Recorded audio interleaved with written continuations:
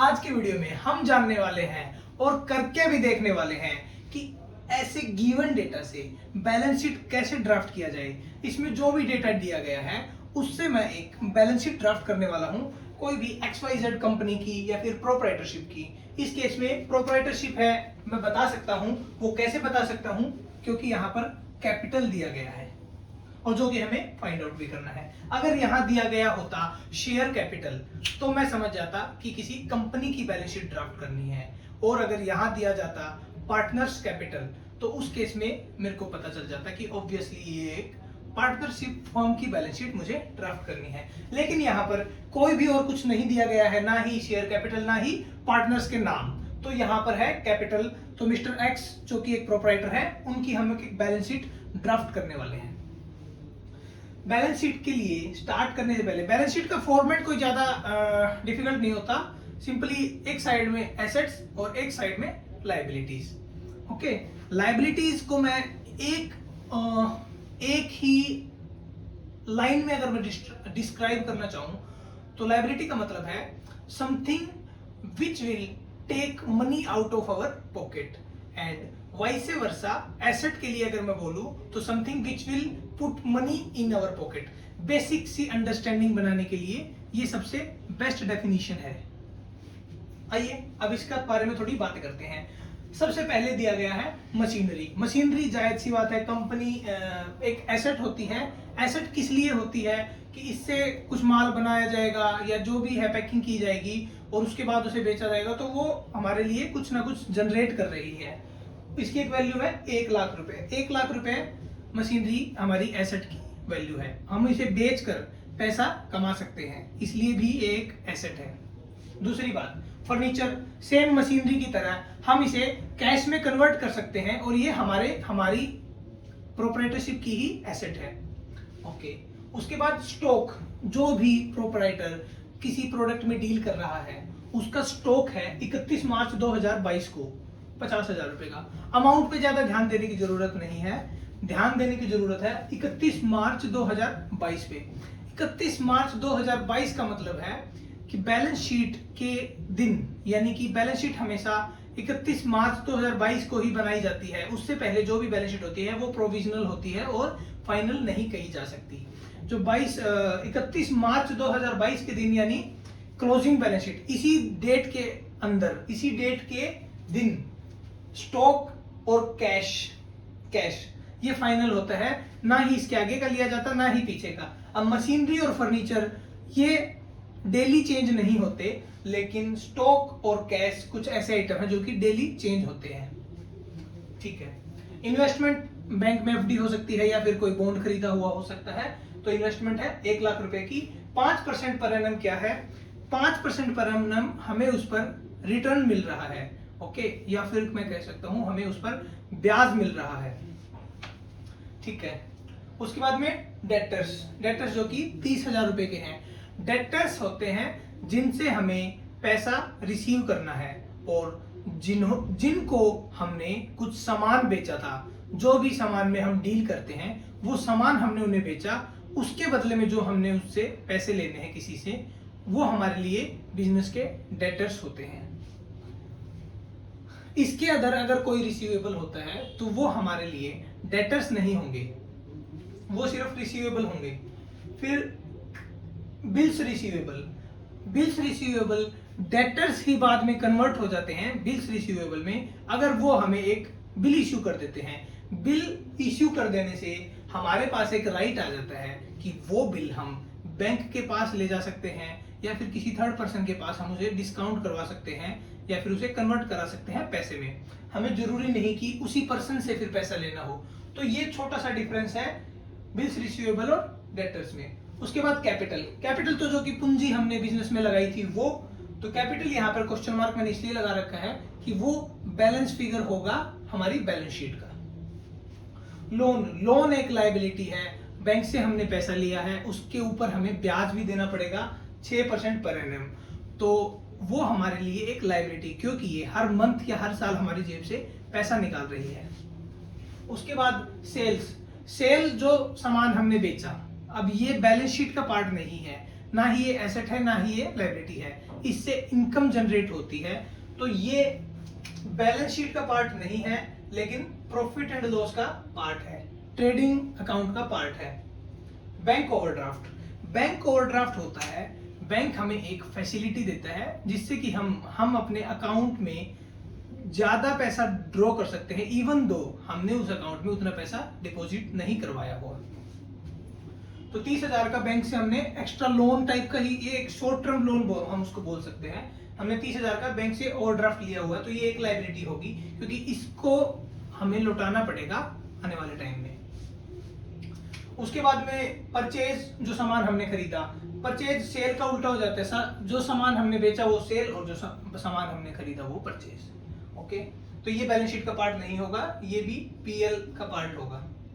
Gross profit trading account का part है। PL और ट्रेडिंग लिख देता हूं मैं इसको,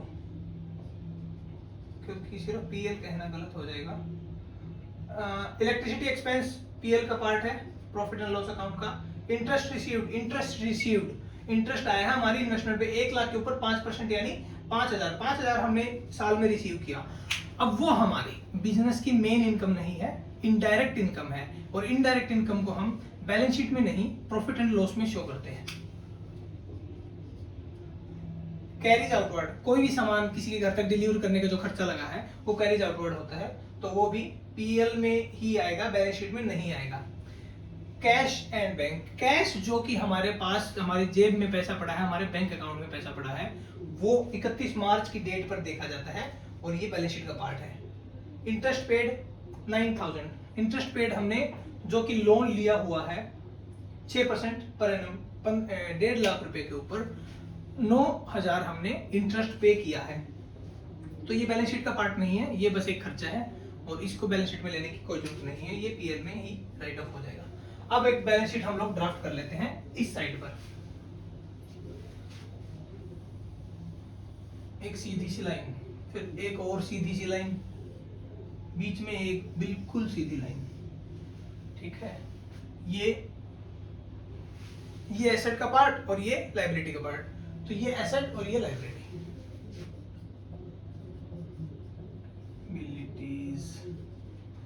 ये एसेट्स। सबसे पहले आता है कैपिटल, जो कि हमें फाइंड आउट करनी है, तो इसका मैं ब्लैंक कर देता हूं, यहाँ पे मैं फाइंड आउट कर दूंगा।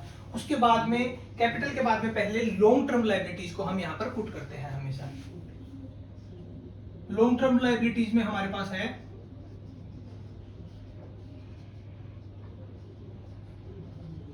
लोन, जो कि है 1.5 लाख रुपए का।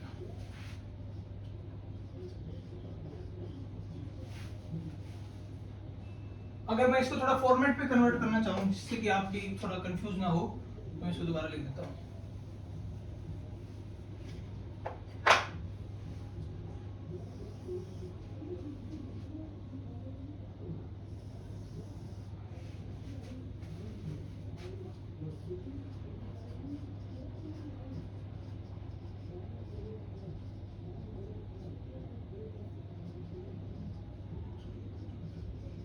लोन 1.5 लाख रुपए का @6% पर एनम। उसके अलावा फिर लॉन्ग टर्म लायबिलिटीज के बाद में करंट लायबिलिटीज,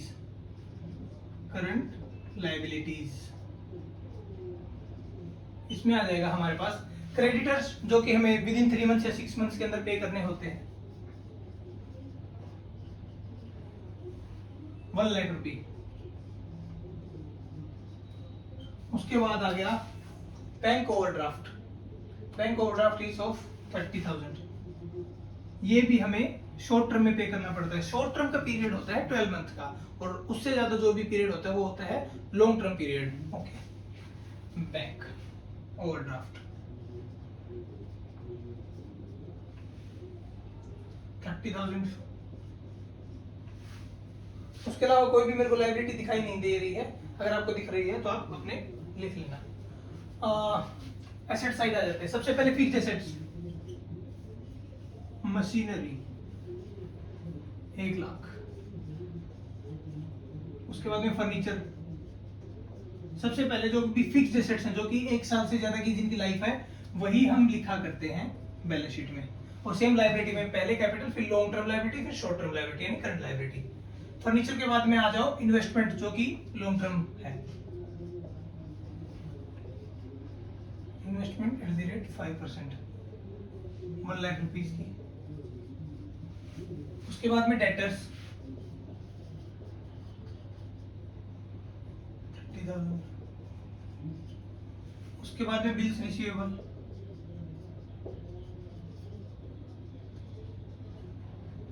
20,000।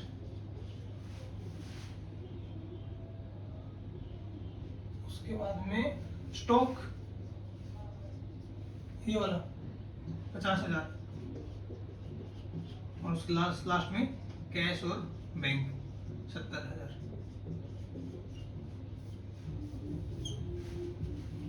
एक दो और एक 3, 3.5, 4,20,000।